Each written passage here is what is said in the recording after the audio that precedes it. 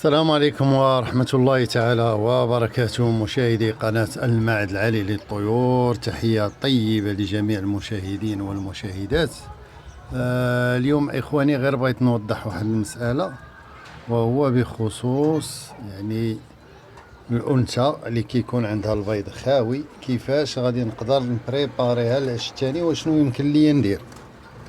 وهذا الجواب ديال البروفيسور ديالنا، يعني غادي نحاول ان شاء الله من هذا الفيديو نحاول نجاوبك على الطريقه. انا غنعطيك الطريقه اللي كنستعملها انا، وكيبقى النظر يعني الاختيار ليك.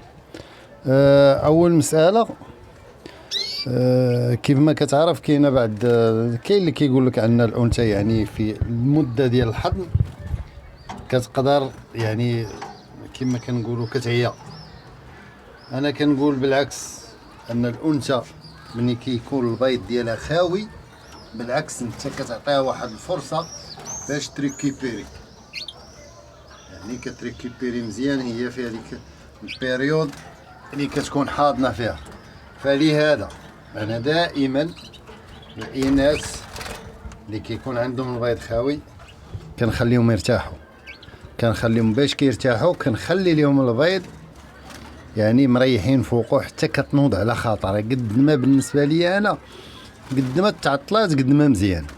علاش؟ لانني جربتها. انا بني كنهضر راه كنهضر الاخوان غير من حكم التجربه البسيطه اللي درت مع هاد التيمبراندو.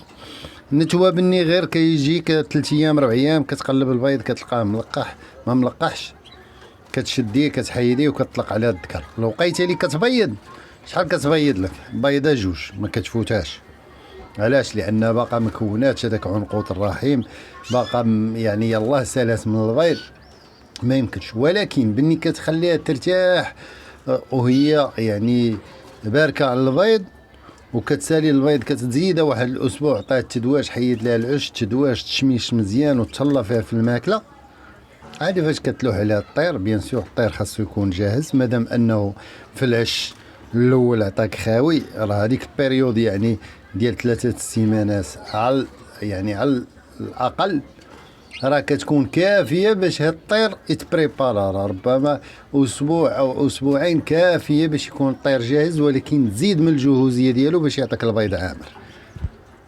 دونك هذه هي الطريقه اللي كنستعمل. دونك مادام ان الانثى يعني وصلت ليوم 14 يوم، خلي لها البيض، ما تحيديش عليها، خلي لها حتى تنوض هي على خاطرها. راه غالبا 2 يومين 3 ايام دابا غادا تنوض على البيض. لقيتي اللي تنوض على البيض، خذ رق فياز غسليه، طلع على السطح، تشمش مزيان، دوش لها واحد 3 ايام ولا 4 ايام تابعه. عاد فاش من بعد عطيها العش وعطيها مواد التعشيش وخليها تبني العش الثاني ودير الذكر. بالنسبه للذكر، دونك كيف ما كتعرف ان الانثى يعني كتكون باقي ما عارفش ليها الوقيته اللي غادا تبيض بالضبط. دونك اش كيوقع؟ وهذا المشكل كيوقع كثير. يعني كتحط الانثى مع الذكر وكيبقى كيلقح وتكون هي باقا ما واصلاش، وداك التلقيح كامل يعني كيمشي للفراغ. ولكن الوقيته اللي هي كتبغي تشد من الذكر كتلقى الذكر خوا، يعني ما كيعمرش، وغادا تعطيك عاوتاني البيض خاوي. دونك باش نتفاداو هذا المشكل، من العشيه غادي تجي غادي تطلق الطير، غتشوفيه كيلقح الانثى المره الاولى المره الثانيه. خليه معاه واحد نص ساعه غير باش يتوالفوا ولا سويعه، وغتهز داك الطير غتعزليه عليها، وعاوتاني بقى كتجهز فيه. عاوتاني بني كيكون يلقح بقى تعطيه الماكله باش يجهز. الغد الاخر تعمل نفس الطريقه تعاودها معاه، تبقى تعاود معاه هذه الطريقه حتى تبيض على الاقل واحد 3 البيضات.